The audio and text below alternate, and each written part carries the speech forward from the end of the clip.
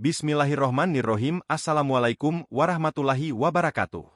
Sekuntum Melati dari Purwokerto. Sebelum lanjut jangan lupa untuk subscribe. Dan jangan lupa tuliskan sholawat di kolom komentar supaya kita semua mendapatkan syafaat dari Nabi Muhammad di akhirat kelak. Di sebuah desa kecil di pinggiran Purwokerto, ada satu nama yang selalu jadi bahan pembicaraan, Laras. Ia bukan hanya dikenal karena kecantikannya yang luar biasa, tapi juga karena pesonanya yang mampu membuat siapapun terpana hanya dengan melihat sekilas senyumnya. Laras bukan tipe perempuan yang suka menonjolkan diri, justru sebaliknya. Ia sederhana, bersahaja, dan anggun dalam diam. Namun pesona itulah yang membuatnya menonjol. Kulitnya kuning langsat khas perempuan Jawa, rambutnya panjang terurai, dan matanya menyiratkan ketegasan sekaligus kelembutan.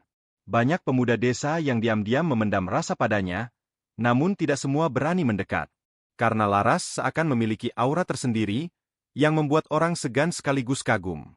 Ia adalah potret keindahan yang hidup dalam kesederhanaan. Sejak muda, Laras sudah menjadi buah bibir. Ia pintar, sopan, dan senang membantu tetangga. Ibunya seorang penjual sayur, sementara ayahnya bekerja sebagai buruh tani. Meski tak bergelimang harta, keluarga mereka hidup bahagia dan dihormati. Laras terbiasa bangun pagi, membantu ibunya menyiapkan dagangan, lalu berangkat sekolah dengan senyum cerah. Ia bukan hanya cantik secara fisik, tapi juga memiliki hati yang lembut. Kepeduliannya kepada sesama membuat banyak orang menyayanginya. Tak heran jika kemudian ketika Laras menikah di usia muda, seisi desa menghadiri pernikahannya dengan sukacita, seolah menikahkan putri mereka sendiri. Laras menikah dengan Ardi, seorang pria baik hati yang bekerja sebagai sopir truk pengantar barang antar kota. Meski penghasilannya tak menentu, Ardi adalah suami yang bertanggung jawab dan mencintai Laras sepenuh hati. Mereka menempati rumah kecil warisan orang tua Ardi di pinggir desa, dengan halaman belakang yang ditanami pohon mangga dan bunga-bunga kesukaan Laras. Kehidupan mereka sederhana, tapi penuh cinta. Laras bahkan sempat berhenti bekerja dan fokus mengurus rumah serta anak mereka, Adit, yang lahir 2 tahun setelah pernikahan. Hari-harinya diisi dengan memasak, menyiapkan bekal suami, dan bermain dengan Adit di sore hari. Meski sering ditinggal Ardi untuk perjalanan kerja selama berhari-hari, Laras tetap setia dan tabah menunggu. Namun, kebahagiaan itu tidak bertahan lama. Suatu malam, sebuah kabar buruk datang menghantam seperti badai yang tak terduga. Ardi mengalami kecelakaan di jalan tol saat mengantarkan barang ke Jakarta. Truknya terguling karena sopir lain mengantuk dan menabraknya dari belakang. Ardi meninggal di tempat. Laras, yang saat itu sedang menidurkan Adit, menerima kabar itu lewat telepon dari pihak kepolisian. Dunia seakan berhenti berputar. Laras jatuh terduduk, tak bisa mengeluarkan suara, hanya air mata yang mengalir deras. Kehilangan Ardi bukan sekadar kehilangan suami, tapi juga kehilangan pegangan hidup, teman bicara, dan harapan masa depan. Setelah kematian Ardi, kehidupan Laras berubah total. Tak hanya kehilangan pasangan hidup, ia juga kehilangan satu-satunya tulang punggung ekonomi keluarga. Rumah yang tadinya hangat mulai terasa dingin dan sepi. Setiap sudutnya seperti menyimpan kenangan yang menyesakan. Biaya hidup mulai menghimpit, sementara tabungan yang tersisa hanya cukup untuk bertahan beberapa bulan. Ia mencoba bekerja sebagai penjaga warung, menjahit, bahkan sempat menawarkan diri untuk menjadi pengasuh anak tetangga, tapi semua itu tidak cukup untuk menutup kebutuhan sehari-hari dan biaya sekolah Adit yang mulai memasuki taman kanak-kanak. Larut dalam duka, Laras berjuang sendirian. Keluarganya sendiri tak mampu banyak membantu, karena mereka pun hidup pas-pasan. Ia enggan meminta-minta. Ia terlalu malu dan gengsi, terutama karena ia dulu dikenal sebagai perempuan mandiri. Tapi semakin hari, tekanan makin tak tertahan. Saat Adit mulai bertanya kenapa ia harus makan nasi tanpa lauk, dan kenapa sepatu sekolahnya robek belum juga diganti, hati Laras remuk. Ia mulai berpikir keras, mencari cara untuk mendapatkan uang dengan cepat. Namun pilihan yang tersedia semakin sempit. Dunia seakan terus menekannya ke titik terendah. Hingga akhirnya, ia mengambil keputusan yang mengubah seluruh jalan hidupnya. Laras tahu apa itu open bo. Ia pernah mendengar bisik-bisik tentang perempuan yang menjual tubuh demi uang. Dulu, ia memandang rendah mereka. Tapi kini, dalam gelap kamar yang lampunya sering tak menyala karena tak sanggup membayar listrik, ia mulai mempertanyakan moralitas yang selama ini ia pegang. Apakah moral bisa mengisi perut anaknya? Apakah harga diri bisa membayar sekolah? Ia membenci dirinya sendiri saat membuka aplikasi chatting, menuliskan kalimat pendek, Open Bo. Daerah Purwokerto. Chat only. Jari-jarinya gemetar, dan air matanya tak berhenti menetes. Ia tidak ingin ini, tapi ia juga tidak ingin melihat anaknya menangis kelaparan. Lelaki pertama yang datang adalah seorang pegawai swasta beristri, dengan wajah biasa dan nafas bau rokok. Ia membayar cepat, tanpa banyak basa-basi. Laras pasrah, seolah rohnya telah menghilang. Setelah lelaki itu pergi, Laras duduk di sudut kamar, memeluk lututnya, dan menangis seperti anak kecil. Ia ingin mati saat itu juga, tapi ingatan tentang Adit menguatkannya. Ia harus bertahan. Harus kuat. Untuk Adit. Hanya untuk Adit. Ia meyakinkan dirinya bahwa ini hanya sementara. Hanya sampai ia mengumpulkan cukup uang. Tapi satu malam berubah menjadi dua menjadi seminggu, dan waktu berlalu dalam kelelahan dan kehampaan. Laras menjalani hidupnya seperti boneka, bergerak, tersenyum, dan melayani tanpa rasa. Setiap malam ia menyembunyikan tubuhnya dalam kosmetik murahan dan gaun ketat, berpura-pura menjadi perempuan yang ia benci. Namun di dalam dirinya, Laras perlahan mati. Ia menjadi asing bagi dirinya sendiri. Bahkan saat bercermin pun, ia tak mengenali siapa yang ia lihat. Bayangan perempuan dengan mata kosong dan senyum pahit itu bukanlah Laras yang dulu. Ia hanya cangkang kosong yang terus berjalan demi kelangsungan hidup anaknya. Setiap lelaki yang datang bukan hanya menyentuh tubuhnya, tapi juga menggores batinnya dengan luka-luka yang tak berdarah. Namun di luar, Laras tetap menjaga penampilan. Ia tetap ke pasar, menyapa tetangga, dan mengantar Adit sekolah seperti ibu normal lainnya. Orang-orang mulai berbisik, terutama saat melihatnya mengenakan pakaian yang lebih mencolok, atau saat ada mobil asing berhenti di depan rumahnya malam-malam. Mereka tidak tahu, dan Laras tidak peduli. Ia hanya ingin waktu cepat berlalu. Ia ingin semua ini segera berakhir. Tapi di malam-malam sepi, saat Adit sudah tidur, Laras kembali menangis di sudut kamar, bertanya pada Tuhan, sampai kapan? Laras bukan hanya bertarung dengan rasa bersalah dan luka batin, tapi juga dengan pandangan dunia yang kejam. Desa yang dulu memujanya, kini menjadi tempat yang membuat napasnya sesak. Ia tahu apa yang dibicarakan orang. Ibu-ibu yang dulu memintanya untuk merias saat hajatan kini hanya melirik dari ujung mata, lalu berbisik satu sama lain. Laras pura-pura tak peduli. Ia tetap berjalan menegakkan kepala saat mengantar Adit ke sekolah, meski langkahnya berat seperti menapak di atas bara. Ia masih menyapa, masih tersenyum tipis, karena itulah satu-satunya tameng yang ia punya dari luka yang terus bertambah. Tapi senyum itu hanyalah tirai tipis yang menutupi kerapuhan di dalam hatinya. Lelaki di desa mulai meliriknya dengan tatapan berbeda, bukan lagi kagum, tapi penuh hasrat tak senonoh. Bahkan ada yang terang-terangan menyodorkan amplop, mengira Laras akan menyambut semua tangan yang menawarkan uang. Ia menolak dengan halus, namun rasa jijik bercampur sedih menggelayut di hati. Dunia telah berubah, dan ia tak lagi bisa kembali ke masa lalu. Ia bukan Laras yang mereka kenal dulu. Setidaknya begitu anggapan mereka. Padahal di dalam dirinya, ia masih perempuan yang sama. Masih ibu yang berjuang. Masih manusia yang ingin dicintai, bukan dihina atau dibeli. Suatu malam yang tampak biasa, Laras menerima pesan dari nomor yang tak ia kenal. Nada bahasanya sopan. Tidak seperti kebanyakan pelanggan yang langsung menawar atau bertanya hal vulgar. Ia menanyakan waktu dan tempat bertemu, dan Laras pun menyebutkan hotel kecil di pinggiran kota. Ia mengira ini akan seperti malam-malam lainnya. Pertemuan singkat, sunyi, tanpa nama yang benar-benar diingat. Namun saat pintu kamar terbuka, ia tertegun. Lelaki itu, yang memperkenalkan diri sebagai Reza, tidak langsung masuk. Ia tersenyum kaku, lalu bertanya, "Boleh kalau kita cuma ngobrol malam ini?" Laras terdiam sejenak, menatap Reza dengan waspada.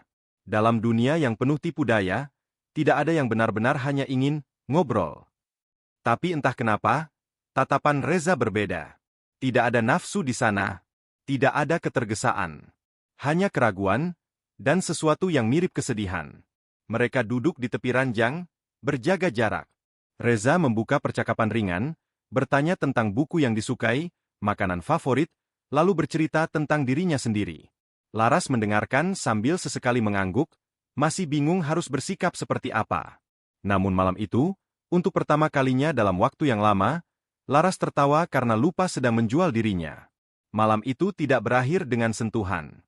Tidak ada ciuman, tidak ada tubuh yang saling mendekap.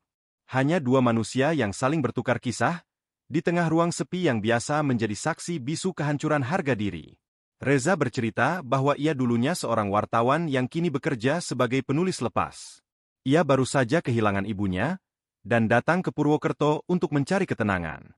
Ia mengaku tak sengaja melihat profil Laras saat mencari tempat penginapan, dan entah dorongan apa, ia memutuskan menghubunginya.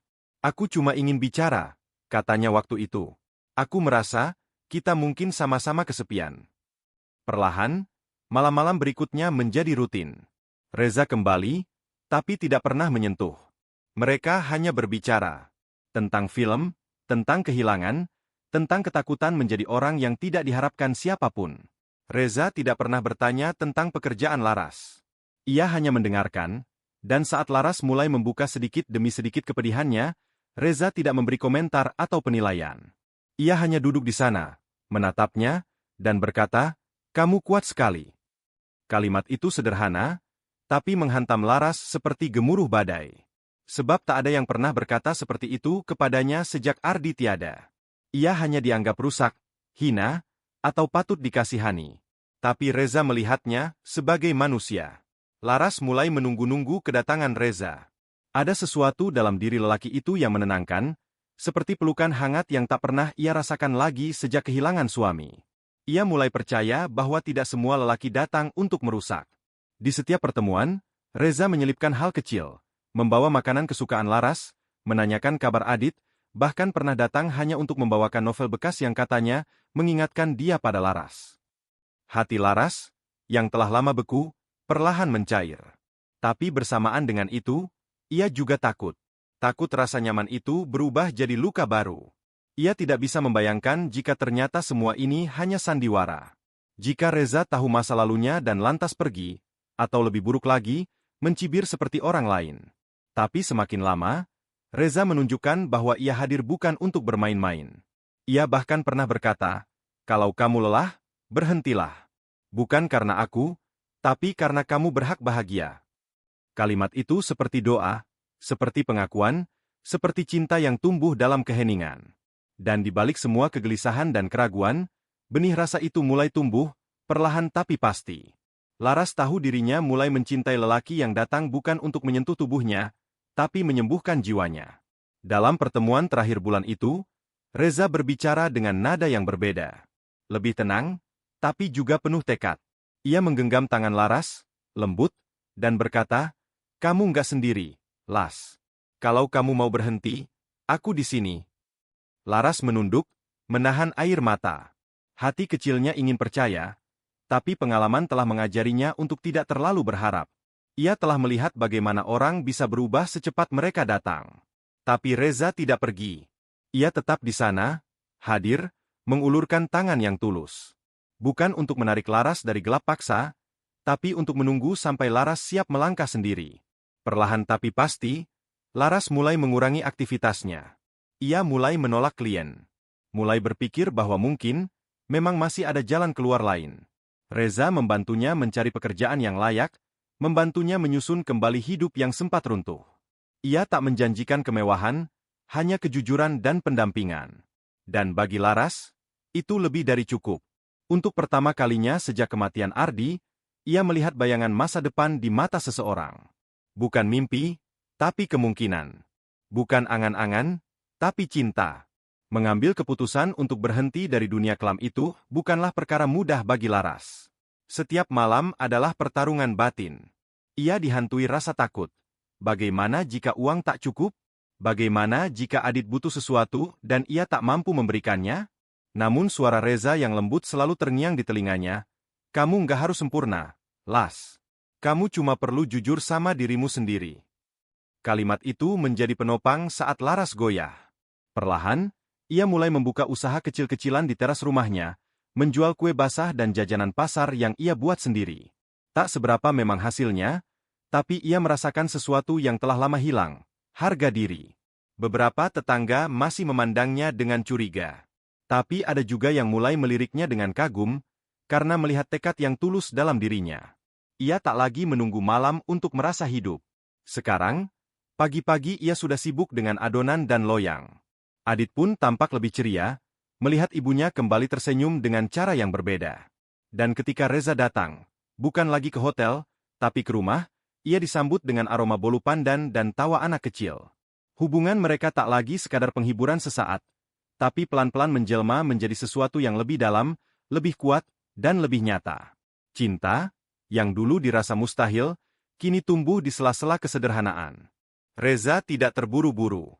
Ia tahu Laras butuh waktu untuk benar-benar percaya, bukan hanya pada dirinya, tapi juga pada dunia yang sempat menghancurkannya.